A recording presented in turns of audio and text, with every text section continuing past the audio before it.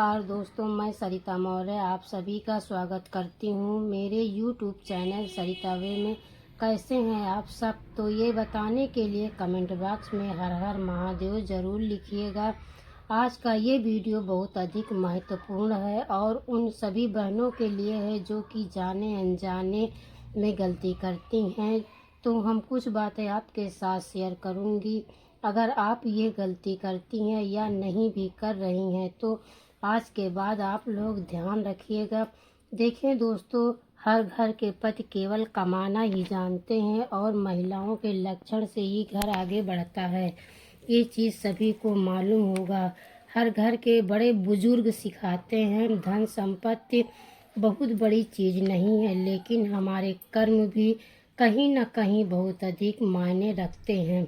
तो कौन ऐसे कार्य हैं अगर हम नहीं ध्यानपूर्वक करते हैं तो पति कितना भी कमा ले और कितना भी आगे ससुराल में धन संपत्ति हो और आपके घर परिवार में वो धन संपत्ति समाप्त होते देर नहीं लगेगी। तो जो भी धन संपत्ति है ये तो भगवान दिए ही हैं, उसके भी आगे बढ़ने के लिए हमें कौन ऐसे नियम धर्म हैं जो कि ध्यान में रखते हुए करने हैं। तो वो सभी कार्य मैं आपके साथ शेयर करूंगी, आप लोग देख लीजिएगा। इससे पहले दोस्तों, अगर आपको मेरा वीडियो पसंद आता है तो प्लीज़ मेरे वीडियो को लाइक और चैनल को सब्सक्राइब कर दीजिएगा। तो दोस्तों शुरू करती हूँ उन महत्वपूर्ण नियमों के बारे में। दोस्तों सबसे पहले बता दूँ कि देखिए, हर घर की लक्ष्मी महिलाएं होती हैं। तो महिलाओं को सबसे पहले ध्यान रखनी है कि देर से सोकर नहीं उठना है। अभी ठंडी का दिन है, आलस आ रहा है तो देखिए, आप उठकर भले ही कुछ करें या ना करें लेकिन समय से हमें उठ जाना चाहिए। सूर्य देव को हमारे आंगन में आने से पहले, ये हमारे दरवाजे पर आने से पहले हम महिलाओं को ज़रूर उठ जाना चाहिए। अभी ठंडी का दिन है, चलो ठीक है, जिनके छोटे बच्चे हैं उनके लिए थोड़ा बहुत माफ़ी है। फिर भी जब हम सोए रहिएगा तो मन में बात को ज़रूर याद रखना चाहिए कि हमें बहुत देर तक सोना नहीं है। और देर से सोकर उठते हैं तो भगवान आपका घर कभी उन्नति के रास्ते पर नहीं जाएगा। जिनका जाता होगा वो बात अलग है, उनका देखा देखी जीवन में आप लोग ना करें। ये बात क्लियर हो गई। दूसरा कार्य है, क्या है? दूसरा कार्य है देर से घर में झाड़ू लगाना। ये भी मतलब दरिद्रता की सबसे बड़ी निशानी है। सूर्य देव का प्रकाश हमारे घर में आ रहा और अभी तक हमारे घर में झाड़ू पोछा नहीं हुआ है। दोस्तों पोछा लगे चाहे ना लगे, झाड़ू का नियम ज़रूर आप लोग सुबह सुबह कर दीजिएगा। उसके बाद सबके जाने के बाद अच्छे से आराम से लगाइए। तो दोस्तों आपको गांठ बांध कर आप लोग रखिएगा। तीसरा नियम क्या? हमें देर से नहीं नहाना है।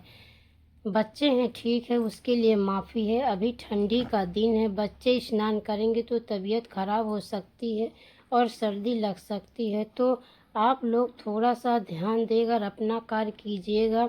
लेकिन जो स्वस्थ हैं, सही हैं, तो कोशिश करें। अभी ठंडी का दिन है लेकिन गर्मी के दिनों में 6 बजे से 8 बजे के बीच में आपका स्नान हो जाना चाहिए। क्योंकि देखिए, अगर आप मानव स्नान भी करेंगे तो 6 से 8 बजे तक आपका मानव स्नान हो जाना चाहिए। राक्षी स्नान महिलाओं को शोभा नहीं देता है। बच्चों को यानी छोड़ दो, लेकिन बड़े लोगों को ध्यान रखना चाहिए कि सुबह का स्नान देव स्नान होता है, उसके बाद ऋषि स्नान होता है। 5 बजे से 6 बजे के बीच देव स्नान माना जाता है और 7 बजे से लेकर 8 बजे के बीच का जो स्नान होता है वो मानव स्नान होता है। 12 बजे के बाद राक्षसी स्नान माना जाता है। इसीलिए दोस्तों हमें राक्षसी स्नान से बचना चाहिए। तो ये भी बात क्लियर हो गई है। और अगला नियम ये है कि हमें अपने घर के मंदिर या कोई आसपास के मंदिर जाकर पूजा पाठ करनी है। जिस घर में पूजा पाठ नहीं होती है उस घर में कभी देवी देवता निवास नहीं करते हैं और उस घर में उन्नति नहीं होती है और ना ही बढ़ोतरी होती है। ये भी बात क्लियर हो गई।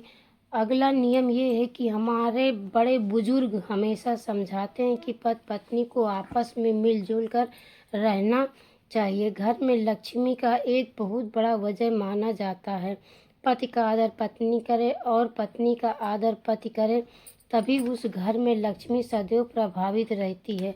अगर हम खुशी से नमक रोटी खा रहे हैं तो इससे बड़ा सुकून और क्या हो सकता है। बता दें, जिस घर में पति पत्नी दिन भर लड़ाई झगड़ा करते हैं और कलह मची रहती, उस घर में माँ लक्ष्मी कभी निवास नहीं करती है। तो दोस्तों, पति पत्नी को हमेशा प्रेम से रहना चाहिए। दोस्तों, ये बात भी क्लियर हो गई। अगला नियम है कि हम लोग जो भी भोजन या नाश्ता बनाते हैं, ध्यान रखें कि कभी जूठा ना करें। आप लोग देखिए, बहुत बहनें हैं कि वो दाल में नमक, वो सब्जी में नमक टेस्ट करती हैं, तो ये नहीं करना चाहिए। 2-4 दिन कम या ज़्यादा हो सकता है, फिर उसके बाद अपने आप ठीक हो जाएगा, क्योंकि रसोई घर भी एक मंदिर के ही समान माना गया है। रसोई घर को अन्नपूर्णा का स्थान माना गया है, इसीलिए हमें भोजन जूठा करके नहीं बनाना चाहिए। तो दोस्तों, ये बात भी क्लियर हो गई। अगला नियम ये है कि जब भी आप लोग रोटी बनाते हैं तो पहली रोटी गाय के लिए निकाल दें और उस रोटी को गाय को खिला दें। बहुत सी बहनें बोलती हैं कि हमें तो सुबह गाय को रोटी खिलाने का टाइम नहीं मिलता है, तो क्या करें। तो कोई ज़रूरी नहीं है कि आप सुबह ही दें, आप उस रोटी को पूरे दिन में किसी भी टाइम खिला सकती हैं। हमारे बड़े बुजुर्ग कहते हैं कि गाय को रोटी खिलाने से हमें बहुत ही पुण्य मिलता है। कहते हैं कि गाय के शरीर में जितने रोए होते हैं उतने हमारे हिंदू धर्म में देवी देवता निवास करते हैं। इसीलिए गाय को रोटी खिलाना हमारे हिंदू धर्म में बहुत बड़ा पुण्य माना गया है। तो अगला नियम क्या है, कभी भी किसी को गैस के ऊपर रखा भोजन न परोसें। अगर पति या बच्चे, घर से कोई भी अन्य सदस्य बाहर जा रहे हैं तो गैस के ऊपर रखा भोजन ना दें। कहते हैं कि चढ़ा हुआ मन उतर जाता है और वो मनोकामना पूर्ण नहीं होती। अगर आप गैस बंद कर दी हैं तो भी गैस से नीचे उतार कर भोजन परोसें। ये भी बात क्लियर हो गई है। अगला नियम है कि आप जब भी भोजन बनाती हैं तो चकला बेलन को जूठे बर्तन के साथ कभी ना धोएं। हमारे बड़े बुजुर्ग कहते हैं कि लकड़ी के बर्तन को अलग धुल कर रख देना चाहिए।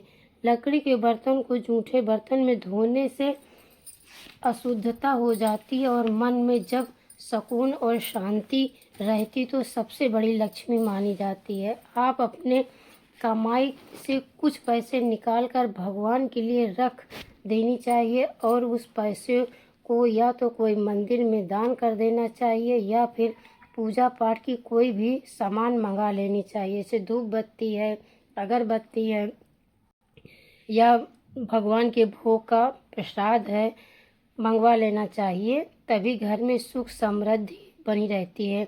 अपनी कमाई से कुछ पैसे भगवान को जरूर दान करें। तो आप सभी बातों को गांठ बांध लें और अच्छे से समझ लें, तभी आपको अपने घर को ऊंचाई तक पहुंचा पाएंगी। और महिलाएं घर की लक्ष्मी होती ही हैं, ये तो सभी को मालूम है। तो आशा करती हूँ कि आपको मेरा वीडियो पसंद आया होगा। अगर वीडियो पसंद आया तो प्लीज़ वीडियो को लाइक और चैनल को सब्सक्राइब कर दीजिएगा।